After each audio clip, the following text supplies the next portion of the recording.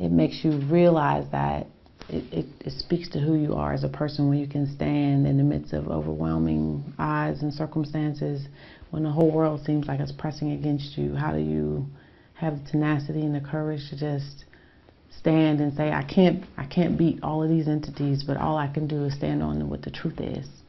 And so that's really why I'm here. You racketeer? No. Did you cheat? No, You I lie? did not. No. Make false statements? No. No. When you heard, I think Fonnie Willis yesterday, didn't the prosecutor say 40 years That's what they said. in prison Yes. you face?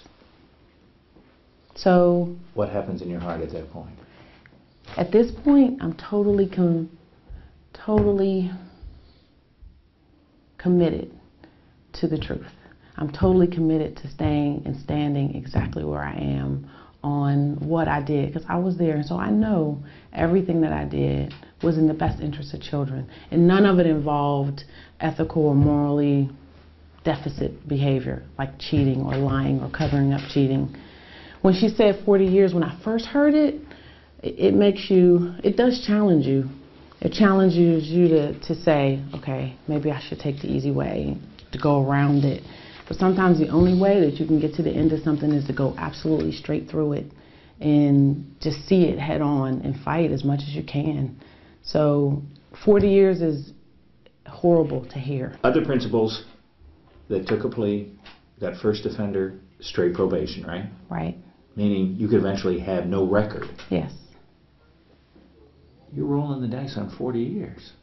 I am. I'm rolling the dice on the truth. I'm rolling the dice that even though our judicial system seems just a little broken, that if I get an opportunity to really tell the whole truth, the whole story, that people will see and hear that what they've accused me of is absolutely not true. And so it's not that I'm not counting on anything other than that the truth will prevail. And even in circumstances that look the opposite, that we will some way find our way back to the truth. Judge Baxter has basically said, you'll get a fair trial, but if you're found guilty, you'll pay a penalty, right? Yeah, and Judge Baxter, yes, it's scary. And every time we go to court, I get a churning feeling in my stomach. I feel almost like, a vase that's been broken into a lot of pieces, and I'm just kind of putting it back together with crazy glue. I feel the pain of it all the time. But I have to be as courageous as I've asked my students to be, as I've asked my son to be. I have to fight through the fear to get to a place of just peace in my decision to go with the truth. So yes, I'm afraid of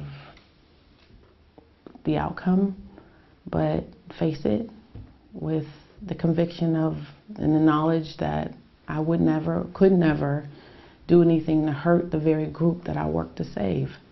I wouldn't. So yeah, it is difficult to face that all the time. It is very hard. Do you have moments at home when I fall apart? Yes. I felt when this first happened like there was no reason to live, and then I just prayed about it, and I have a husband who supports me, a family network that supports me and knows who I am, and they constantly remind me of who I am. Sometimes you lose that, but yes, there are many moments where I feel very hurt and very broken. Where does the strength come from? What's your source of strength? It's God. For me, it's God. It's because no one else was there except for me and the teachers that were there, and always God, who's in all things. And so I know I could say, okay, I know you were there, so I didn't do this. So yeah, that's where my strength comes from. I was not perfect as a principal. I was a first-year principal when this happened. But none of it was criminal, and none of it was anything that had to do with harming children in any way. I never had any conflict of interest Or issues. tests? Or tests. No. I think, someone asked once, why do you think people cheated? And I told Mike Bowers this, and this is what I believe, that they cheated because they either didn't believe in themselves or they didn't believe in the children, or both. Do you believe in the system enough to take this chance? No. I believe in God, not the system. Our system is broken.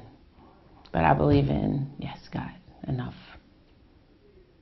You said the system is broken because you're under indictment. Yes, absolutely.